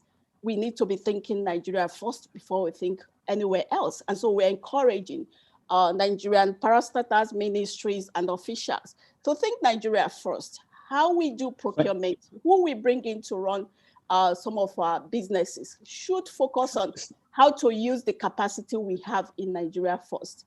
And before I round up, I want to quickly add to the issue of contract enforcement. And that is something we're looking at as well. The ease of doing business cannot function well. It's true that Nigeria has gone up 4 points in 2020. We have made significant improvement in ease of doing business, but there still remains the issue of contract enforcement and how we assure investors that our judicial system is working. And we looked at Mo Ibrahim Index on Rule of Law. In 2020, Nigeria was still ranking 34 out of 54 countries. That is not good. We need to do better. And doing better means that everybody needs to come together. And it has a lot to do with our contract enforcement, the judicial procedures that underpin all of that. And of course, we always talk to our learned senior advocates to come together to work with the judiciary, and the Federal Ministry of Justice will also be part of that discussion. We want to work with the private sector. Then we also want other government institutions to play a critical role in ensuring that when these laws are in place, that we do not circumvent the laws. We need to make sure that the laws become an instrument that can aid economic development. And we are talking to the Ministry of Finance, we're talking to Trade and Investment. We need to come together to make this work. Thank you very much. Thank you very much. Thank you. Very, very interesting presentation. And I think sometimes cynics overlook the great work that is happening in government. I think you have really, put on display some of the great work that you are doing, and especially how you have listed some very important initiatives and interventions that will help, as you said, improve the environment of business in Nigeria. Let me come to our chairman today, Mr. Mustafa Chikeobi, and just to ask, you have heard the government policy makers, and I wanted to ask you, what more, because you have been in government as well, and now you are in the private sector, what more can the private sector do to enable, some of the good things that we are hearing today to happen faster, so that we are not just in the process of all motions and no movement? Thank you, Frank. I'll be very brief. A lot of these conferences lead to what I call non-actionable recommendations. So I'm going to give you a few actionable recommendations for us to think about the next couple of days. First of all, there should be a law that states that the Central Bank of Nigeria may not sell any FX it acquires at more than 3% of what it paid for it. So if the CBN wants to tell us that the exchange rate is 300, then they must not sell higher than 309. I think that is a very, very quick way of making sure that the states are not shortchanged, because the way the laws are right now, the CBN can decide what it thinks the exchange rate is, buy all our revenue at that exchange rate, and then sell it at some other exchange rate that it chooses to sell it. So if we make that window 3%, so if it says 300, then you must sell at 309. It narrows the foreign exchange window, and it makes sure that it's in disciplined fashion, and CBN is not profiting from an artificially low exchange rate for buying the dollars that we need. So we should have that should be a no-brainer. The second thing is that we should look at laws that privatize certain parts of the federal government. For example, I'll give you 2 examples. There's no reason why prisons cannot be privatized. There's no reason why airports cannot be privatized. There's no need really for a Ministry of Transportation, except as a supervisory regulatory rule. We should look at our federal government and decide security agencies, of course, may not be privatized. But we have to take a very good look at our government. It's too big. And let's privatize much of it that can be privatized. It will create efficiencies, it will create profits for the federal government, and it will reduce expenses. The third thing, I'm a big fan of the finance bill, but there's a problem with the finance bill. When you define a small company as a company with revenues of 25 million or less today, at the inflation rate we have right now, 5 years from now, that 25 million becomes irrelevant. We must index certain things to inflation. We should index minimum wage to inflation so that we don't have these shocks to the minimum wage, so that people don't lose their purchasing power. We must index things that require revenue targets. Like again, this finance bill, the ambition of small businesses will change as time goes by. 5 years from now, 50 million naira company will be a small business. And things like also the campaign finance laws. We still have $1 billion as the maximum somebody can spend on a presidential election. That was 20 years ago. With inflation, that billion is probably more like 10 billion. So we should look at a law that indexes things to inflation so that we don't lose relevance. Tax laws are ad hoc. We just had the CBN Bofia bill that seeks to create a bridge bank where banks are contributing money for failed banks in the future. That's a tax. And we should not be passing tax laws in an ad hoc fashion. That is a tax, and you should go through the normal procedure for a tax bill, which is more stringent than a normal bill. Land Use Act was mentioned. Land Use Act is a big inhibitor in farming in Nigeria. We should look at reviewing it. And finally, unfortunately, there's a lot of transfer of resources from the private sector to the public sector in the guise of the revenue drive. The question we must ask ourselves is, are those resources better used in the public sector than in the private sector? When we're transferring money through, for example, VAT increases from the private sector to the public sector, are those resources going to be better used?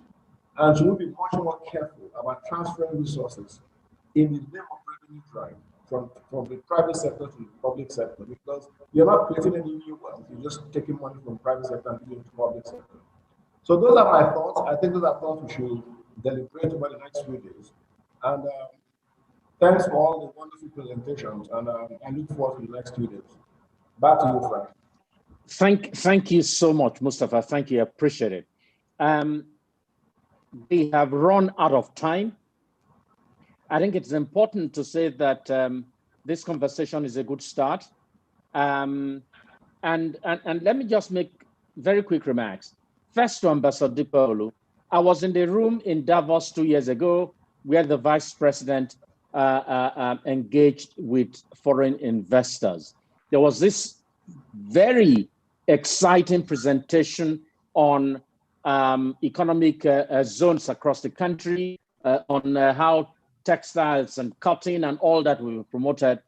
I think it would be important that, especially now that we are in a recession, that we begin to look for how to really get things happen quickly so that we move from just deliberation and contemplation and begin to act so that Nigerians can see the benefits of what government is doing.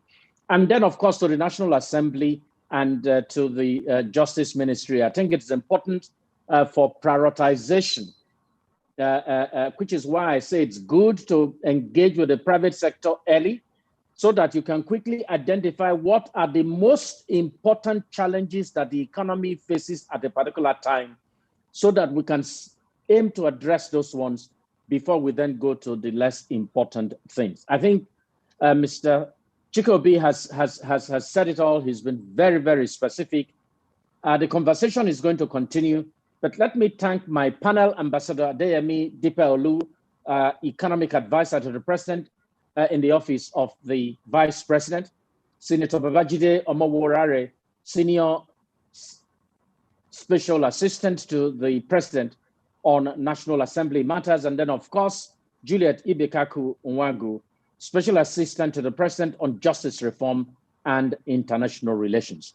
Thank you so much to you and to our audience. Thank you also for being there. Over now to my colleague, Ohinye.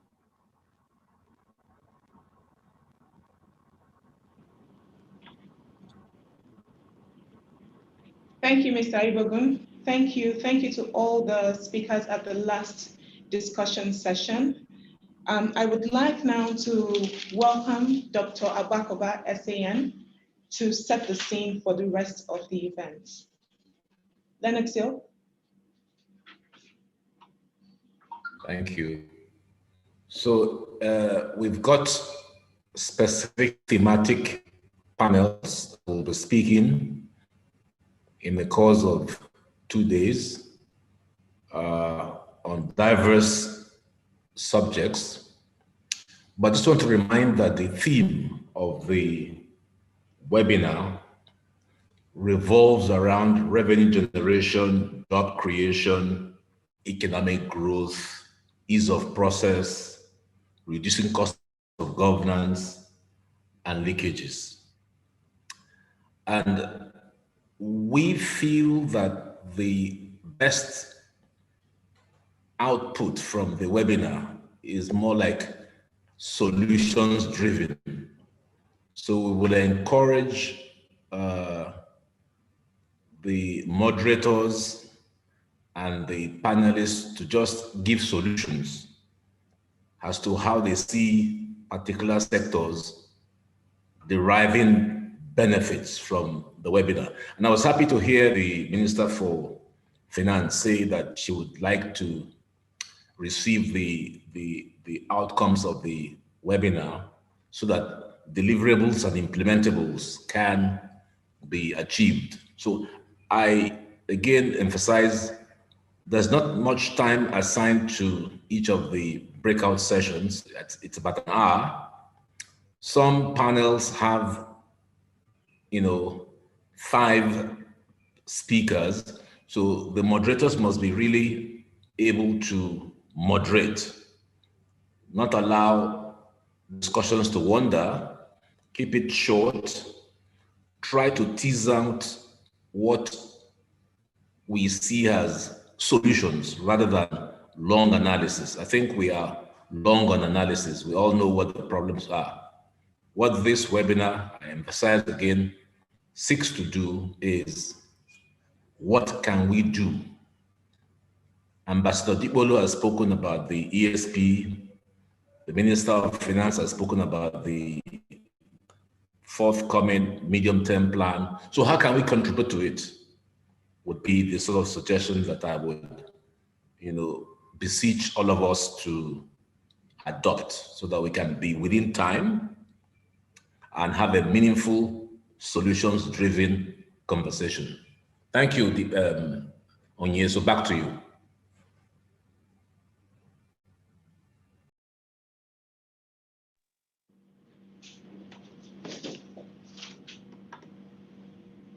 Thank you. Thank you very much, sir. Thank you, sir. And right now we will be proceeding to breakout sessions. All the speakers for the panels will be automatically assigned to their breakout sessions. For all our other guests, you have to indicate which breakout room you would like to be in. If you're using a laptop, the icon for your breakout rooms should be at the bottom of your screen right now. And if you're using a phone, the icon would appear at the top left corner of your screen. Breakout room 1 will be for panel 1, and breakout room 2 will be for panel 2. If you have any difficulty indicating which panel you would like to be a part of or entering any breakout rooms, please put a comment in the chat box and we will attend to you. So I will give a brief introduction of the first 2 panels that we will be entering into now. They will be running concurrently while everybody indicates which breakout room they would like to be a part of. So for panel 1 is themed financial services and will be moderated by Mr. Mustafa Chikeobi. Other panelists are Dr. Ogo Okiti, MD Business Day, Ms. Lolade Awobade, Head of Sustainability Development Bank of Nigeria, Mrs. Jamila Sharif Ayegun, MD CEO Credit Registry, and Dr. N.K. Dikwa, former Accountant General of the Federation. For panel 2, the theme of this panel is National Trade and Investment Policy. And this panel will be moderated by our learned silk, Dr. Olisa Bakova, SAN. Other panelists are Mr. Anthony Ayalogu, Deputy Comptroller, General Trade and Tariff, Nigerian Customs Service, Mr. Victor L. Lyman, Acting DG, National Office of Trade Negotiation, Ms. Yawande Sadiku, Executive Secretary, Nigerian Investment Promotion Commission, and Mr. Francis Ofo Anatogu, SSA to the President on Public Sector Matters and Secretary AFCFTA. Thank you all very much. I would now proceed to ensure that everybody makes it to their sessions. Please enjoy the breakout sessions.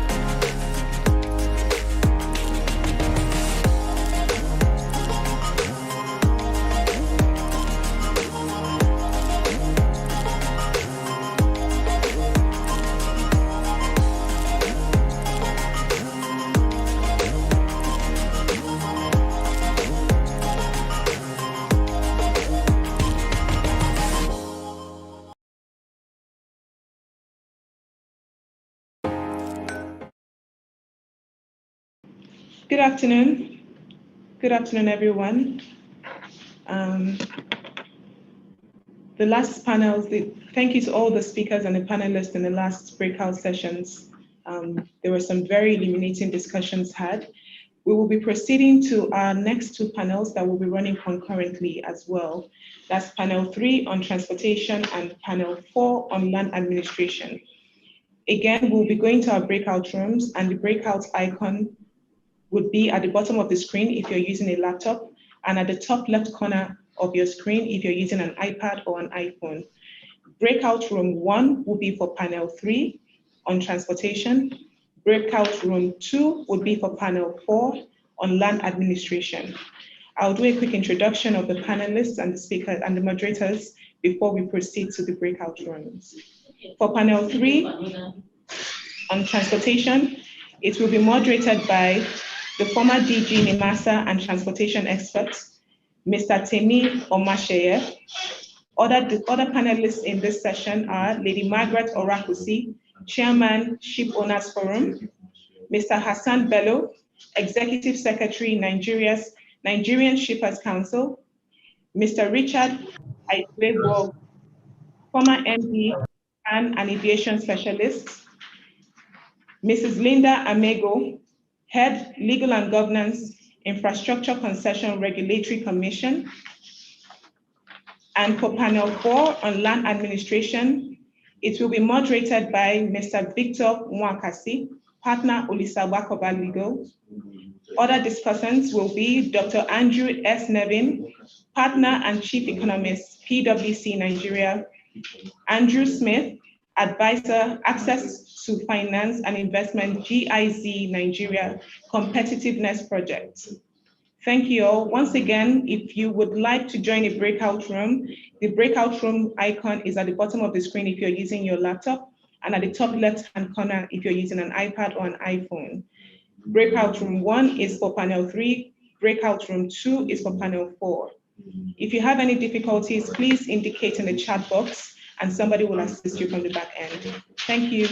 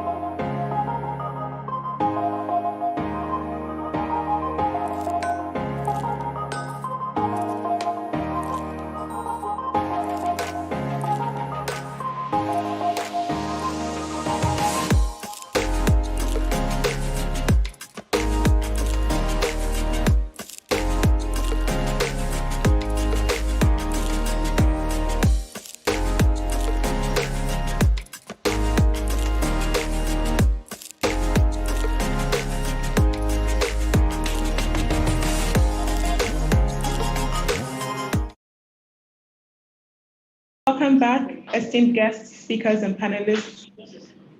Thank you all to our speakers and the panelists from the last breakout sessions. I'm sure, like the conversations were illuminating, I happen to have attended one of the sessions as well.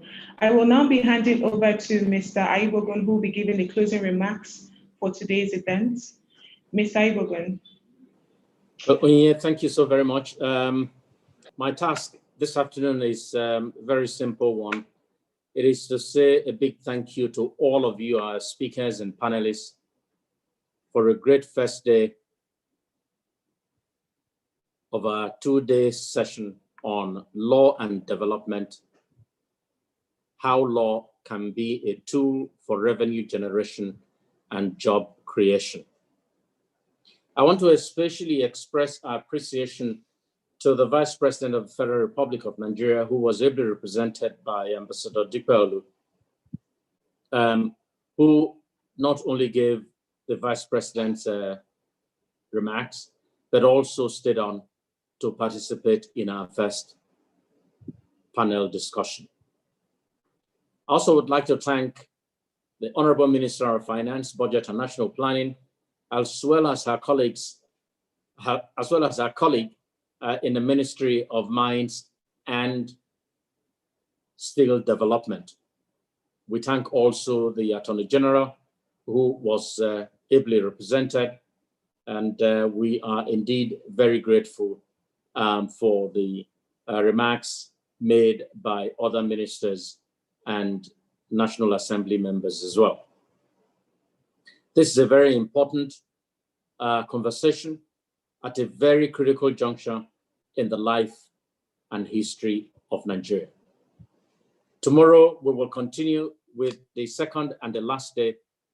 And our dear audience, I thank you for joining us today, and we do hope we would see you tomorrow. Thank you so much, and God bless Nigeria.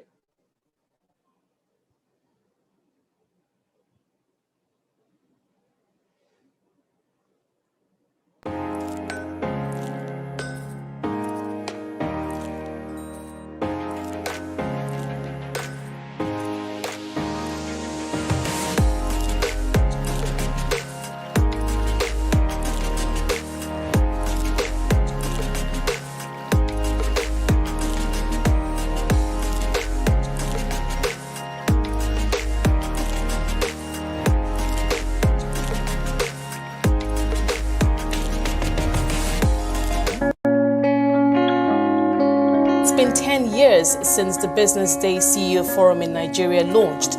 Frank Aibogun, the publishing CEO of Business Day Media, joined me to assess the journey so far and discuss ways to raise the bar for business leadership in Nigeria.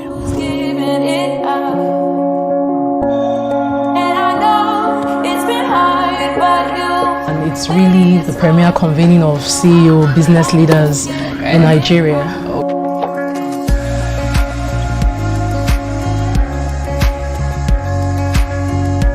We thought we needed a platform for Nigerian CEOs and leading investors to come together once in a year for knowledge sharing.